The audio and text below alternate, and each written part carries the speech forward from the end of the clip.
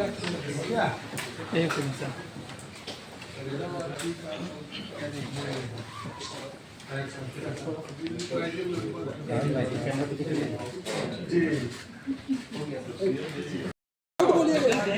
हमारे अध्यक्ष जी ने परंपरा रही है कि सत्र प्रारंभ होने के पहले सर्वदलीय बैठक बुलाई जाती है। माननीय मुख्यमंत्री जी, विपक्ष के नेता, संसदीय कार्य मंत्री, कई दलों के नेता हम सब उपस्थित थे और थोड़ी बहुत जो कार्यसूची उसमें फेर बदल हुआ है। 23 तारीख को यहाँ नगर पालिका का चुनाव है, नगर निकाय का, और उस दिन अनुपूरक बजट पर बहस होना था। 21-22 को छुट्टी थी, 21-22 फरवरी को, 21 को शनिवार है, 20 को अनुपूरक बजट रखा जाना है। अब यह फैसला हुआ कि 20 को अनुपूरक बजट रखा जाएगा। 23 की जो बहस था, 23 को छुट्टी घोषित करते हुए 21 को फिर से एक बार उस पर चर्चा होगी और अनुपूरक बजट पर होगा। और दूसरे तमाम कार्यक्रम जो पहले से थे 19 मार्च तक सारे उसी अनुरूप चलेगा, कोई फेरबदल आगे नहीं होने वाला है। बस इतना ही चर्चा हुआ कि कैसे व्यवस्थित चले विधानसभा, सभी विषयों पर कैसे गहनता से चर्चा हो, गंभीरता से कैसे चर्चा हो, इन सारे विषयों पर विचार विमर्श। प्रदीप जी, पेपरलेस पेपर प्रभाव झारखंड में भी दिखेगा या इसमें भी कांग्रेस की तरफ से लोग अपनी बात देखिए, अभी कांग्रेस विधायक दल की बैठक है। कांग्रेस के विधायक दल क्या तय करती है, उन विषयों पर चर्चा होगा। मनरेगा जैसे महत्वपूर्ण विषय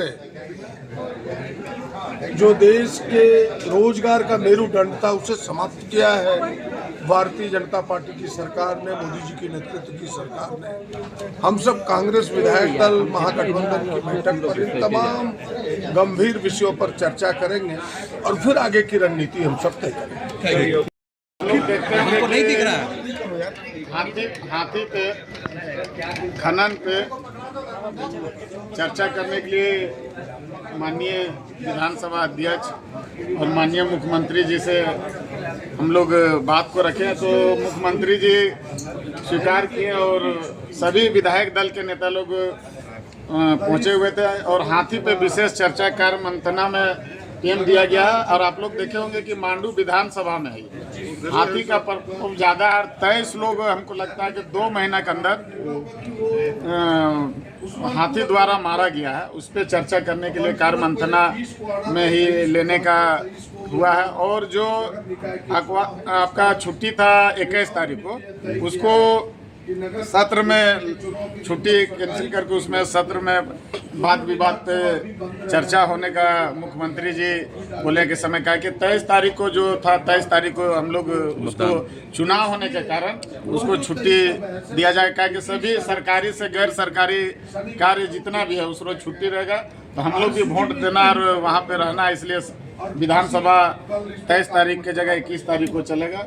और भी बहुत सा चर्चा हुआ है झारखंड के जन्म मुद्दे पे, और मुख्यमंत्री जी बोले हैं कि सत्र शांतिपूर्वक चलाना। अगर सत्र सहयोग मुख्यमंत्री जी द्वारा होगा तो हम लोग शांतिपूर्वक चलाएंगे, और झारखंड के मुद्दा पे अगर बात नहीं करेंगे तो सत्र नहीं चलने देंगे। सुचारू ढंग से संचालन के लिए आज सबसे पहले राज्य के आला अधिकारियों के साथ बैठक हुई और बैठक में सदन संचालन में जो जो सामग्री का जरूरत होता है सरकार के तरफ से, सारे विषयों के बारे में उनको जानकारी दिया गया है।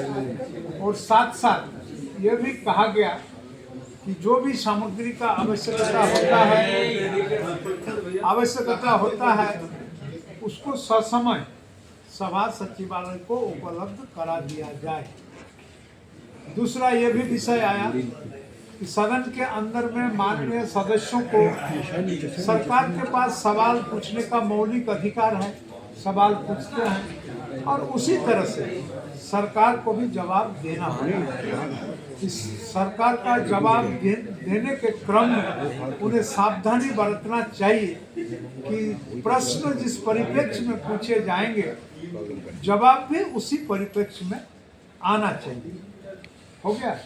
और कुछ कुछ ऐसे विषय पर भी चर्चा हुआ कि कुछ लंबित प्रश्न जो विधानसभा सचिवालय से विभिन्न विभागों में गया है, जिसका उत्तर आना बहुत जरूरी है और उचित है, कुछ लंबित है। हम लोगों ने उस विषय पर भी आला अधिकारियों को निर्देश दिया कि भाई इसका भी उत्तर आपने सभा सचिवालय को उपलब्ध करा दीजिए, ताकि हम लोग सदस्य को इस विषय का जानकारी दे सके। ये हो गया आपको पदाधिकारियों के साथ बैठक। उसके बाद भी जैसे विधि व्यवस्था हुआ, पानी का व्यवस्था हुआ, स्वास्थ्य संबंधी जो भी जिसे परिस्थिति उत्पन्न हो उससे हम कैसे निपट पाएंगे, इनका व्यवस्था हुआ। तमाम विषयों पर हम लोग, ऊर्जा का व्यवस्था हुआ, जो हम लोग टेलीविज़न में दूसरे जगह प्रेषण करते हैं उसके नेटवर्क का क्या समस्या है, इन तमाम विषयों पर हम लोगों ने चर्चा किया और लोगों ने आश्वस्त किया कि चूंकि ये लंबा सेशन है और बजट सेशन है,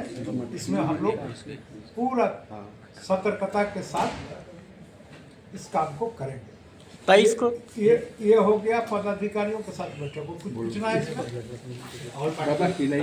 उसके बता रहे हैं। इसके बाद फिर सर्वदलीय बैठक हुआ। सर्वदलीय बैठक में हमारे आदरणीय मुख्यमंत्री जी हेमंत सोरेन जी भी उपस्थित थे, हमारे संसदीय कार्य मंत्री राधाकृष्ण किशोर जी भी उपस्थित थे, हमारे प्रतिपक्ष के नेता आदरणीय बाबूलाल मारंडी जी भी उपस्थित थे, कांग्रेस दल के विधायक दल के नेता प्रदीप जी थे, आरजेडी के थे, आजसू पार्टी के थे।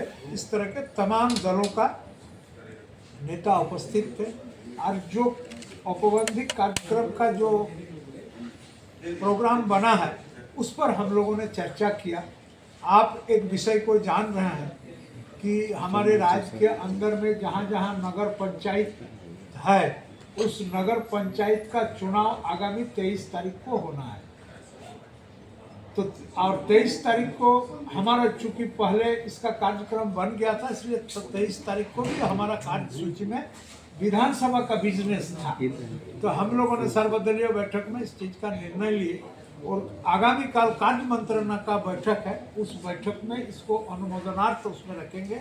वहाँ से अनुमोदन होगा तभी ये फाइनल होगा कि हम लोग 23 तारीख का जो बिजनेस है हम लोग दूसरे दिन शिफ्ट करने के लिए रखे हुए हैं, उसको शिफ्ट करेंगे ताकि लोग इस चुनाव में बढ़ चढ़ के भाग ले सके, अपना मतदान कर सके, अपना अभ्यर्थियों के साथ घूम सके। इस पर भी चर्चा हुआ और बाकी मोटा मोटी ठीक है। अगर इस बीच में कोई ऐसा परिस्थिति उत्पन्न होता है तो फिर कार्य मंत्रणा का बैठक में हम लोग निर्णय ले करके इसको सफल संचालन के दिशा में और अग्रतर कार्रवाई ठीक तक अगर जाएंगे।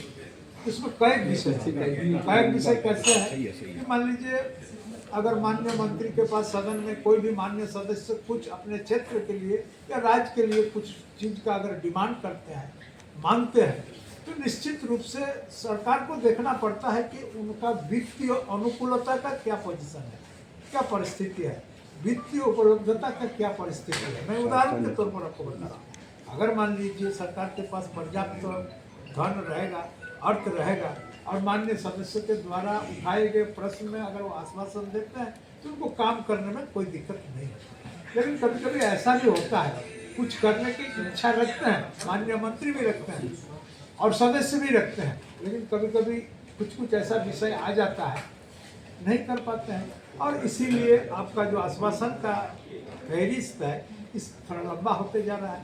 फिर भी स्पेशल इस विषय पर हमने कहा कि आश्वासन का जो चीज़ है इसको हर हाल में आपको कम करना पड़ेगा, चूँकि सदन के अंदर में माननीय मंत्री के द्वारा दिया हुआ आश्वासन है, सरकार के द्वारा दिया हुआ आश्वासन उचित प्रतीत होता है।